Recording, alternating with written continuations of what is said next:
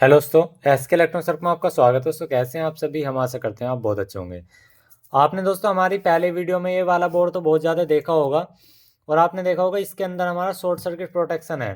तो इसके अंदर शॉर्ट सर्किट जो प्रोटेक्शन है हमारा किस तरह से काम करता है और वो कहाँ पे लगा हुआ है और कैसे कैसे है, आज इस वीडियो के अंदर मैं आपको सारी चीज़ दिखाऊंगा। काफ़ी इंपॉर्टेंट वीडियो है और आप भी उस सर्किट को मतलब अपने बोर्ड में भी किसी में भी लगा सकते हैं। बस थोड़ा सा आपको दिमाग लगाना है और समझना है। पहले आज हम पे आपको समझाएंगे इसके अंदर कंप्लीट इसका आपको सिस्टम बताते हैं कहाँ पे लगा हुआ है पूरे सर्किट में और कैसे वो काम करता है।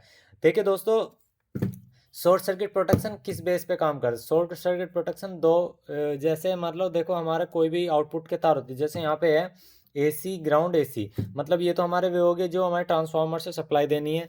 ये इसमें ब्रिज रेक्टिफायर वगैरह सब लगा हुआ है। अब यहाँ पे जो स्पीकर के जो वायर हैं ये नेगेटिव पॉजिटिव, ये जो है हमारे, अगर हम इन्हें चलती लाइन पे से टच कर देते हैं, मतलब यहाँ से साउंड प्ले है और हमने टच कर दिया तो तुरंत आउटपुट बंद हो जाता है, रिले आउटपुट बंद करती है। वो किस बेस पे काम करती है? या हमने इसमें ज़्यादा लोड दिया, 2 ohms के आसपास का लोड दिया तब बंद हो जाती है। तो वो किस बेस पे काम करते हैं चलिए मैं आपको बताता हूँ। देखिए दोस्तों, आपको यहाँ पे दिखाई दे रहे होंगे, आपको दो तीन चीज़ ये रेजिस्टेंस दिखाई दे रहे होंगे, 1 2 3 4। और यहाँ पर जो ये रेजिस्टेंस लगी हुई हैं ये इनके सभी के बेस पे लगी हुई हैं। देखिए सॉरी, यहाँ पे बेस कलेक्टर एमीटर, यहाँ पर एमीटर पे लगी हुई है, एमीटर पे, ठीक है। ये हमारी एमीटर पे लगी हुई है। यहाँ पे आप देख सकते हैं ये रही, यहाँ से यहाँ तक। और इस वाले ट्रांजिस्टर के इसके यहाँ से यहाँ तक, इस वाले ट्रांजिस्टर के ये रहा यहाँ पे, यहाँ से यहाँ तक। और फिर इस ट्रांजिस्टर के इस यहाँ से यहाँ तक, ठीक है। और ये वाली जो लाइन है हमारी, ये हमारी स्पीकर की आउट जा रही है, ठीक है, एमीटर से। कलेक्टर पे हमारा करंट रुका हुआ है, मतलब वोल्टेज रुकी हुई है।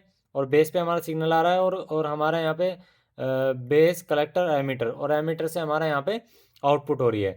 अब आप यहाँ पे एक चीज़ पॉइंट नोट करना, देखो इस वाले ये वाला ट्रांजिस्टर है, बेस कलेक्टर एमीटर, इससे यहाँ पे रेजिस्टेंस लगी और सीधा हमारे यहाँ पे लाइन चली गई। देखो देख सकते हैं ना, ये रेजिस्टेंस है। उसके बाद आप यहाँ पे देखेंगे ये एक ट्रांजिस्टर ये लगा हुआ है, 1 2 3। तो यहाँ पे सीधा आप देख सकते हैं ये रही एक रेजिस्टेंस यहाँ लग गई। बेस कलेक्टर एमीटर देख लो, यहाँ से देख लो आप, मतलब ये जो ट्रांजिस्टर लगा हुआ है भाई, यहाँ पे हमारी बेस की रेजिस्टेंस है तो इसको इनसाइड कर दो। यहाँ पे हमारी बेस कलेक्टर एमीटर, ये हमें एमीटर की, यहाँ भी एमीटर की डायरेक्ट है, यहाँ भी एमीटर की डायरेक्ट है, यहाँ भी एमीटर की डायरेक्ट है। लेकिन यहाँ पे आप देखिए, यहाँ की जो एमीटर की जो रेजिस्टेंस है, इस एमीटर की रेजिस्टेंस से होकर के हमारा यहाँ पर ब्रिज बना हुआ है। और ये जो ब्रिज बना हुआ है ये हमारे 4 डायोड से बना हुआ है, जो कि वहाँ पर आपको ऐसे लग रहे होंगे जैसे कि जिना डायोड हो, लेकिन वो 41 48 डायोड हैं ये, ठीक है। अब यहाँ पे आप देखेंगे ये जो ब्रिज बना हुआ है ये किस हिसाब से बना हुआ है। देखो ये जो रेजिस्टेंस है ना, ये रेजिस्टेंस है, इसके बीच में पोटेंशियल डिफरेंस बनता है। मतलब इस रेजिस्टेंस और ये जो रेजिस्टेंस है पूरी एक, ये वाली जो रेजिस्टेंस है ये वाली, जब हम यहाँ पे लोड डालते हैं, ये क्योंकि हम इसे इसलिए तो लोड रेजिस्टेंस बोलते हैं, जब हम इस पे इस सर्किट पे लोड डालते हैं, मतलब स्पीकर हैवी लगाते हैं, तो ये रेजिस्टेंस गर्म होती है। तो इस रेजिस्टेंस के बीच में ज़्यादा मतलब मिली वोल्टेज जो बनती है ना, वो जब उसे लगेगा ना ज़्यादा मिली वोल्ट बननी है, तो वो मिली वोल्टेज जो होती है वो एसी वोल्टेज में बनती है, क्योंकि स्पीकर की जो आउट है वो एसी वोल्टेज में निकलती है।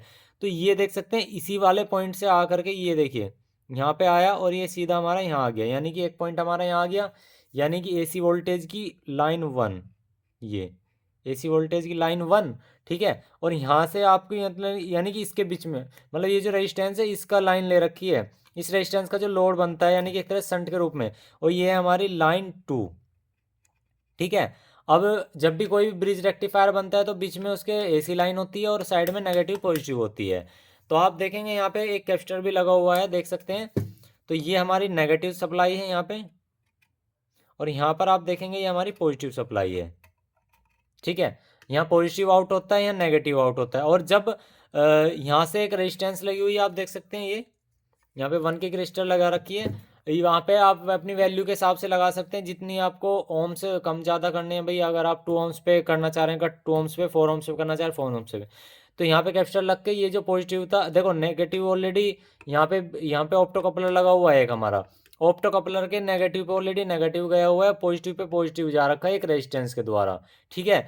अब यहाँ पे जैसे ही इसके बीच में ज़्यादा करंट बनने की कोशिश करता है, मतलब एम्पियर माइनर सा एम्पियर बना, मतलब इसे लगा कि भाई ओवरलोड हो रहा है, तो तुरंत यहाँ क्या होता है, यहाँ करंट जाता है, मतलब ये करंट वोल्टेज में कन्वर्ट, मतलब ये वोल्टेज जो इसके बीच में जो पोटेंशियल डिफरेंस बनता है वो जा करके यहाँ पे वोल्टेज में डिफरेंट होता है, वोल्टेज में डिफरेंट होकर के क्या होता है, यहाँ पे एक एलईडी ऑन हो जाती है।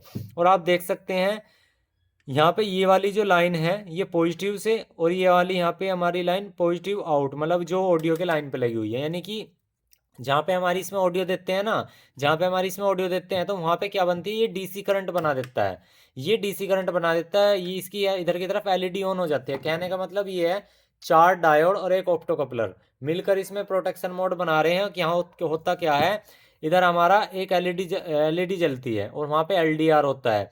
ये पिन जैसे ही आपस में मिली तो वहाँ क्या होता है, इसके ड्राइवर बोर्ड पे हल्की सी डीसी पल्स जाती है, और डीसी पल्स जाएगी तो सीधी सी बात है, हमारी डीसी प्रोटेक्शन में जो रिले होती है ये बंद हो जाती है, क्योंकि इसका जो सर्किट है वो इस हिसाब से बना होता है, इसमें कोई भी डीसी इनपुट हुई या डीसी आउटपुट वाले सेक्शन में आई माइनर सी भी पॉइंट 1-2 की भी आई ना, तो भी क्या होगा, ये तुरंत ही आउटपुट उसकी बंद कर देगी। तो वहाँ पे क्या लगता है कि हमारा शॉर्ट सर्किट होते ही प्रोटेक्शन होता है, क्योंकि क्या होता है जब हम शॉर्ट करते हैं ना, तो ये जो लोड रेजिस्टेंस होती है ना, ये लोड रेजिस्टेंस ये इन पे लोड पड़ता है, और लोड पड़ेगा तो यहाँ पे करंट बनेगा, और करंट जो बनेगा तो उस करंट से यहाँ पे टोटली वोल्टेज जनरेट होगी, वोल्टेज जनरेट होएगी तो यहाँ पे एलईडी जलेगी, एलईडी जलेगी तो यहाँ का जो एलडीआर है वो इसे टच करेगा, और एलडीआर टच होगा तो सीधी सी बात है यहाँ पे ड्राइवर बोर्ड में हल्का सा डीसी पल्स बनेगा, और डीसी पल्स बनेगा, डीसी डायरेक्ट करंट होता है, और डीसी डायरेक्ट करंट को ये रिले झेलती नहीं है, वो जरा से भी सेंसिटिव में तुरंत बंद कर देती है। तो इस हिसाब से हमारा यहाँ पे जो है इसके अंदर काम करता है, यानी कि आपका जो शॉर्ट सर्किट प्रोटेक्शन है ये है, यहाँ पे एक 817 का ऑप्टो कपलर लगा हुआ है और 4 डायोड लगे हुए हैं, एक रजिस्टर लगी हुई है, बस ये है और कुछ भी नहीं है इसके अंदर। अब रही हीट प्रोटेक्शन की, नेक्स्ट वीडियो में आपको इसको बता देंगे कि हीट प्रोटेक्शन कैसे काम करता है। तो आई होप आपको ये सारी चीज़ समझ में आ गई होगी कि शॉर्ट सर्किट प्रोटेक्शन किस तरह से किसी बोर्ड में काम करता है, ऐसे बड़े एम्पलीफायरों में करता है, ऐसे छोटे एम्पलीफायर, बड़े एम्पलीफायर में थोड़ा सा सर्किट और ज़्यादा अच्छे तरीके से डिजाइन रहता है, इसमें नॉर्मल तरीके से है। तो मिलते हैं किसी नेक्स्ट वीडियो में, आज कितना ही, जय हिंद जय श्री राम दोस्तों।